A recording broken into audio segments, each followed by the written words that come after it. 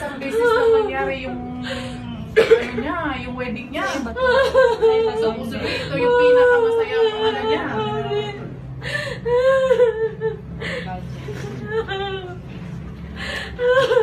Sabi kayo yan. Mayroon mo ako ng electric fan? Job. Na binigay ko, may pork, sige. may chicken, may fish, may spaghetti, may veggies, may dessert, may rice. O, tapusin May natin yan. backjack po ako, may Ngayon- candy buffet, at saka may ice cream. No, tapusin natin yan.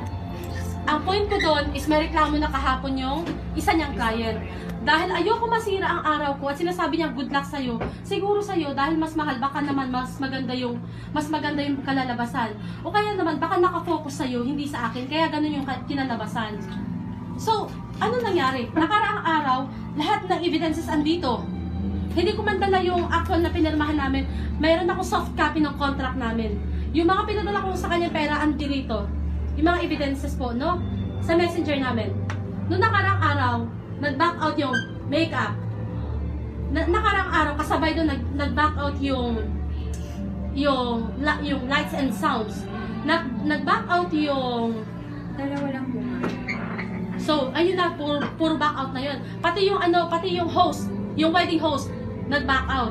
Bakit hindi mo na ano yun? So, saglit lang po ha.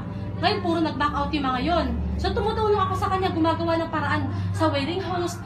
Kung tutusin, dami ko intindi, pero ayoko siyang pagalitan, inuunawa ko. Ngayon, sabi, humihingi ang mga yan ng, nakakuha siya ng bago, humihingi daw ng additional payment.